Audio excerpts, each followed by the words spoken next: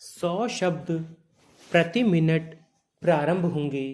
5, 4, 3, 2, 1। महोदय, माननीय राष्ट्रपति की अध्यक्षता में देश के राज्यपालों का सम्मेलन आयोजित किया गया था। इस सम्मेलन में सभी राज्यों के राज्यपालों ने भाग लिया था। यह चर्चित सम्मेलन मोटे तौर पर इस आशय की सहमति से समाप्त हो गया था कि संसद और विधानसभा आम चुनाव के फौरन बाद दोबारा चुनाव होने की स्थिति में जहां तक संभव हो सके वहां तक टाली जानी चाहिए। आज शाम यहां राष्ट्रपति के समापन भाषण के साथ संपन्न हुए इस सम्मेलन में सभी की ओर से इस मुद्दे पर एक दो राय थी। इस बैठक में यह भी विचार व्यक्त किया गया था कि राज्यपालों को बिना किसी दखल अंदाजी के स्वतंत्र रूप से अपना काम करने दिया जाना चाहिए। आखिर राज्यपाल की भी अपनी एक स्वतंत्र हैसियत और गरिमा होती है। सम्माननीय राष्ट्रपति जी ने अपने समापन भाषण के दौरान कहा था कि प्रमुख राजनीतिक दलों के नेताओं ने सम्मेलन में साफ ढंग से जो सोचे समझे विचार व्यक्त किए हैं उससे विचारणीय विषय को महत्वपूर्ण आयाम मिला है। मेरे विचार से यह सम्मेलन समझ और आकलन की व्यापक प्रक्रिया शुरू करने में सहायक सिद्ध हुआ है। जहां तक मैं समझता हूं कि इस सम्मेलन से एक प्रबुद्ध दृष्टिकोण का विचार होगा। यहाँ पर राष्ट्रपति महोदय ने अपने उद्बोधन में कहा कि राज्यपालों के 2 दिन के इस सम्मेलन में जो कुछ विचार विमर्श हुआ उससे विशेष परिस्थितियों में संविधान के क्रियान्वयन में पारदर्शिता के साथ साथ आसान तरीके से संचालित करने में बहुत मदद मिलेगी। यह सम्मेलन महामहिम राष्ट्रपति महोदय के द्वारा किसी दल को लोकसभा या विधानसभा में पूर्ण बहुमत न मिलने की स्थिति में संवैधानिक प्रमुख की भूमिका के बारे में विचार विमर्श के लिए बुलाया गया था। राष्ट्रपति जी ने अपने समापन भाषण के दौरान कहा कि इस सम्मेलन में एक संवेदनशील और जटिल विषयों पर बेहतर ढंग से गहन विचार विमर्श हुआ है। उन्होंने यह भी कहा कि विषय से संबंधित सभी जटिलताओं पर विस्तृत विचार विमर्श का यह विशेष मौका था। इस अवसर पर विभिन्न दल के नेताओं ने अपनी प्रसन्नता व्यक्त करते हुए इस सम्मेलन का उपयोगी बताया है। सम्मेलन में इस बात पर आम सहमति व्यक्त की गई थी कि सरकार को विश्वास मत मिल जाने के बाद ही अभिभाषण दिया जाना चाहिए। आज भारत के रक्षा मंत्री श्री यादव की रूस यात्रा के दौरान दोनों देशों के बीच रक्षा सहयोग बढ़ाने की दृष्टि से हुई सहमति को व्यावहारिक रूप देने के लिए अधिकारियों का एक उच्च स्तरीय दल अगले माह मॉस्को जाने वाला है। यह बात उन्होंने रूस की 5 दिवसीय यात्रा से आने के बाद आज यहाँ प्रेस वार्ता में कही थी कि रूस ने भारत को आधुनिक रक्षा सामग्री और उपकरण देने के लिए पेशकश की है। मानना पड़ेगा कि यह हमारे देश के लिए खुशी की बात है।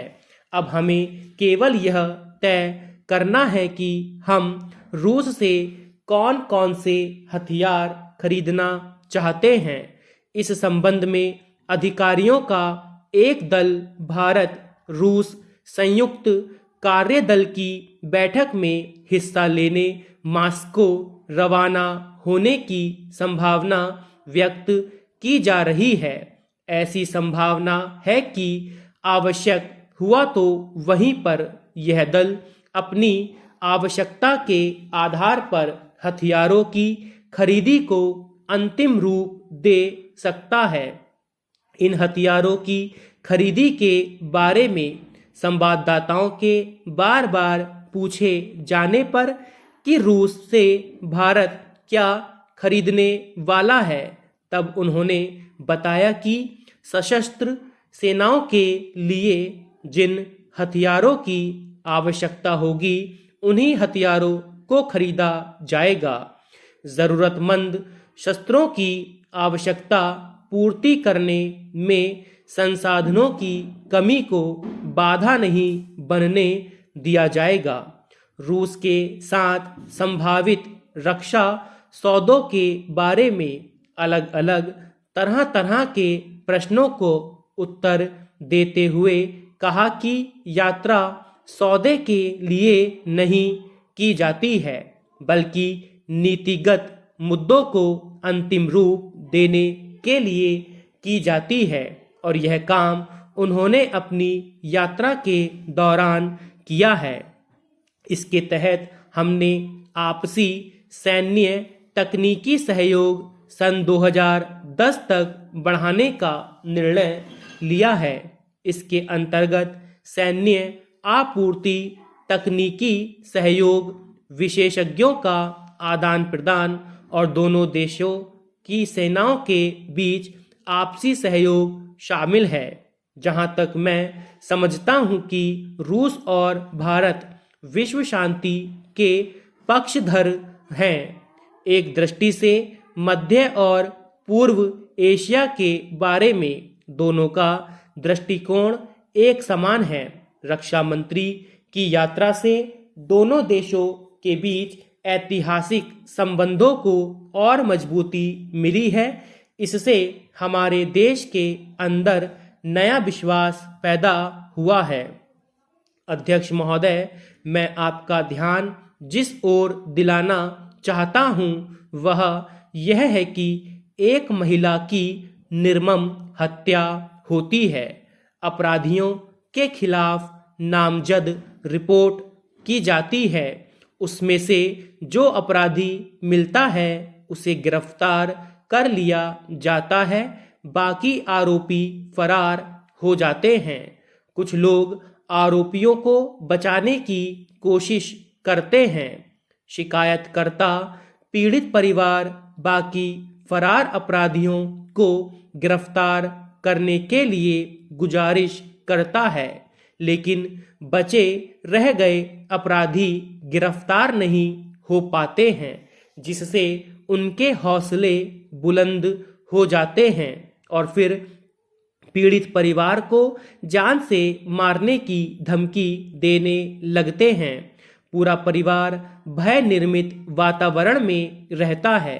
ऐसी परिस्थितियों का लाभ उठाकर फरार अपराधी पीड़ित परिवार के प्रति षड्यंत्र रच सकते हैं। जहां तक मैं समझता हूं, ऐसे गंभीर किस्म के मामलों में उपेक्षापूर्ण रवैया नहीं अपनाया जाना चाहिए। प्रकरण में विवेचना से स्पष्ट हुआ कि फरियादी अनुसूचित जाति की है। गांव में सांस्कृतिक मनोरंजन कार्यक्रम देखने के लिए गई थी। उसे ठंड लग रही थी, इसलिए गर्म कपड़ा लेने घर का बताकर मेले से चली गई थी। दूसरे दिन नहर के पास मृत शरीर मिला हुआ पाया गया। प्रकरण के अन्य आरोपियों की घटना दिनांक से निरंतर तलाश की जा रही है। गिरफ्तारी के प्रयास किए जा रहे हैं तथा उनके सभी संभावित ठिकानों पर दबिश दी जा रही है, किंतु आरोपीगण गिरफ्तारी से बचने के लिए फरार हैं। स्टॉप।